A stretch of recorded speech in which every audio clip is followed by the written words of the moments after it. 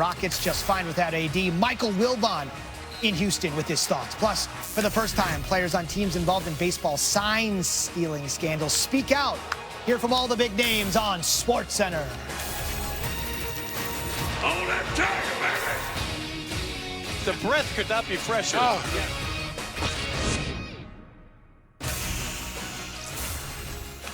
Zion, wake up. There's a ton of stuff happening. Right now, Cowboy and Connor still hasn't started. You can still get over to ESPN pay-per-view to order the fight. As soon as the fight is over, Kenny, the biggest names in all of UFC for the best post-fight coverage. Ariel Helwani, the Count Michael Bisping. Chael Sonnen, of course, we'll hear from both fighters. Huge Saturday of sports outside of UFC. Let's start in the NBA. Last time we saw LeBron, 19 points, 19 assists in a win over Orlando. Yeah, one more sell on that fight, trying to drive some revenue. Let's go, get it up.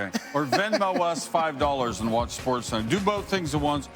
Lakers, Rockets, Russell Westbrook, James Harden, LeBron James, Anthony Davis. But Anthony Davis has that injured glute, so he's out again for the 5th straight time. Clint Capella, partial redaction of the Kuzma shot, and Harden going the other way. He was just 2 for 9 from three-point range in the game, but did make that one. Rockets going early, later in the first. Rockets up 3. Westbrook. Could have been a Sonic. Follow a good. Westbrook coming, little baby hook. 10 points on 5 of 6 from the floor in the first. And the Rockets are out front by 7. Now, second quarter, Lakers are down 8. Westbrook. Dwight Howard got the ball. James, farm to table, makes that drop. Now, a minute to play in the half. Lakers were down 9. James launches a 3. And Tavis Caldwell-Pope gets the rebound. And James right back. Trying to get those Lakers back in this thing. 40 ticks to go in the half. Rockets up 7. James, Clint Capella, resist. Harden going the other way. Westbrook, easy. Harden and Westbrook assisted on 56 of the Rockets' 65 first-half points. They led by 6 at the break. But here come the Lakers in the second half. Third quarter. Lakers down 3. James to the rack. Bucket's good. Here come the Rockets. Capella inside. JaVale McGee. The resistance was strong. James going end-to-end now.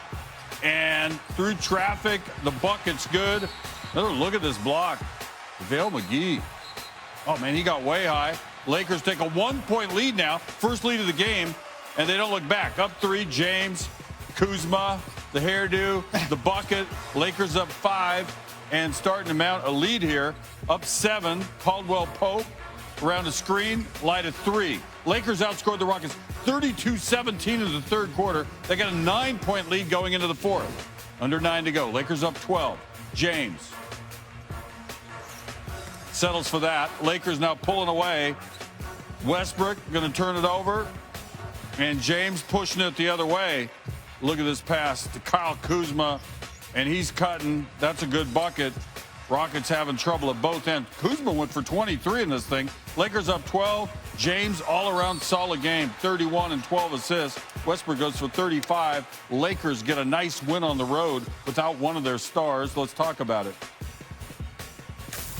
We made adjustments, and we was able to right that in the third, kept it going in the fourth, and was able to close the game out. You know, we're just finding ourselves, we're not playing well right now. We haven't played well for about a couple weeks, and the only way you can get out of it is play hard and put your head down and just go forward. It's not fun for anybody, but we can get out of this. There's some, bright spots. We'll just have to build on it and go from there. What's it like to hear the MVP chants on the road? Lisa, it's so humbling, and I'm still making my fans proud. I'm still playing the game that I love to play. And being able to do it at a high level with a great team and a historical franchise like the Lakers, I couldn't ask for anything better than that. So much appreciation to the Laker faithful that came out here and supported us tonight, and hopefully we made them proud. Yeah, LeBron James doing all sorts of things. 12 assists and 19 against Orlando on Wednesday. Now it's 31 then in his last 2 games. That's his second most in any 2-game span of his career. Also, according to our friends at Elias, LeBron just the 5th player 35 or older with at least. So a big win for the Lakers, yet another added to the list. LeBron continues to do his thing, looking spry and excited and all of that. And I want to talk Houston because I feel like everybody kind of in the room, they kind of like talk about it, and then, we get to look. James Harden is maybe the toughest one-on-one scored guard ever. I know people don't want to hear that, but what's in the bag, it's like a pinata. There's more coming. But 69, 70 shots, and they don't win the game. Doesn't something have to change? Been a lot of these the last few weeks here for Houston. Look, I think you still give it time. I think that these are two guys that want to play with each other, despite a lot of people outside of that infrastructure, that circle. I think that they enjoy playing one another, and they haven't been getting the results as of late. But I think James has taken a step back, specifically in the OKC game. That was a game for Russell to get, huge numbers and hopefully a quality win, which did not happen. And also against the Portland team that, didn't equate to a win either. So they're trying to figure it out, but I think they'll be fine going forward. How hard is it, though, a coach and player can help me in this, if I'm not trusting you consistently and keeping you in rhythm and that confidence where it needs to be, how tough is it to then decide different spots, right? Like, this game, we got to work, you work here. When these guys are standing around a lot and watching the game when two other guys have the ball, Stan. Well, yeah, look, it's not easy to be those other guys on Houston's team and to keep yourself involved in the game. Capella gets involved because he's a pick and roll guy, but then there's the two corner standers. That's their position on every play. You have right corner and left corner. That's the position you play in Houston. And it's tough to keep yourself, I think, at times enthused in defending. I give P.J. Tucker a lot of respect. It's not easy to go stand down there on offense and then still stay committed defensively. It takes a different type of guy. Look, I just don't think they have enough. I don't think they have enough around those two guys. I don't think they have enough diversity in their offense. And while their defense has been a little bit better, even in this stretch of losing 6 games in 11 nights, in 11 games, it's not good enough to carry them when they have bad offense. I just don't think this is their year. Yeah, I don't think so either. But the only team that ever knocked them out when they was at their peak is the Golden State Warriors. And they had Kevin Durant, they had the Splash Brothers, and, no one could beat them when they was at, full and healthy. So I think that in their back of their heads, they're thinking, look, if we can just stay healthy and get some momentum, play a little better defense, they got a realistic shot at coming out the Western Conference. To me, size. I'm going to challenge that one. Yeah, Me too. I'm going to challenge. I'm saying what they think. He just challenged his own comment. I'm saying it's what they think. I was going to say, not the Warriors then, because they lost Christmas too, again. So it's really any Warriors, but the size too. It's like, if you got to be thinking, I got to beat the Lakers, right? I got to beat the Clippers. Yeah. How am I going to do that?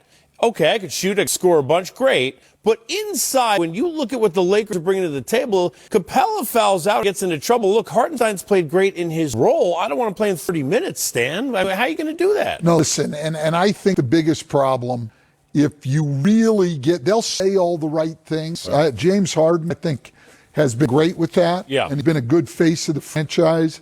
I think right now he's got to be looking around with what the Clippers have and the Lakers have and saying, you know what, we don't have enough here. I think there's a lack of belief in Houston. Not a lack of belief in their system or anything else. I think there's a lack of belief in them having enough talent to get it done. Look, being fair, if we're being honest with ourselves, if he had those pieces, do we know that then the game is going to adjust down to, like, LeBron could go score 60 points during, especially the heyday of his career, anytime he wants. I mean, he knew he wanted to get more involved. Because he's looking at, how am I going to win a championship? I need to trust that they trust themselves. Do we think if he had more, that we're going to see more distributing of the basketball? I don't know why we would believe that that's going to change. I just don't think, for me, just watching him over the years, realistically, they don't have a shot at winning a championship because they don't invest their time on the defensive end of floor enough. You look at the rotations, and there's so many breakdowns on the second tier and the back line of the defense. And you're sending everything to Capella and sometimes Tyson Chandler, who's a long in the tooth when he comes up there. He's battle-tested. But however, once Capella goes down, to Coach Point, who's the other guy? It's a huge drop-off. And now you're playing small ball with no defender at the rim. So I don't think they have a realistic shot if they're not hanging their hat on the defense. They also go back to, baseball, the last of many scandals that I've ever, but when somebody said they misremembered, they might have misremembered how good Eric Gordon is too, because I understand he was out, But, look, you want to say, hey, look, we want him getting used to the sixth man again and playing a bit. Whatever the moment is that he starts doesn't matter. Lou scored 30-plus again tonight, and he played a ton of minutes. But Gordon is such a huge key piece because you have to defensively. You're a great defender. Fear him because, all right, swing allowed to go to, I don't want to name a name and make anyone feel bad, but Eric Gordon going to hurt you if you let him do that. And he hasn't really been used the same way. Stan. Well, but he was hurt for a good part of the year, so that's going to take a little time, I think, to get him integrated back in. I don't see it. I mean, they would need to make a move, and I can't even tell you what that move is. Like, I just don't see them being at the level, certainly of the LA teams, but I think Utah and Denver are better than them. I think Dallas is better than them. I think they're the sixth best team in the West. And I don't think, Coach, to your point, I don't think a lot of people really want to sign up to this run track. No. I don't think, people run and sprint the floor for opportunities. And when you're just being a spacer and just standing there in limited possession, you know what? This is not something I want to be. You're a wide receiver on the Army football team, or back like the 80s. Okay, Peyton's going to run the ball. I'm just going to hang over here. Now, Willie Gault's faster than anyone on the field, but he didn't have to run very much. No. Hand the ball off Yes. all the time. For those of you who remember when football was good. Run your route.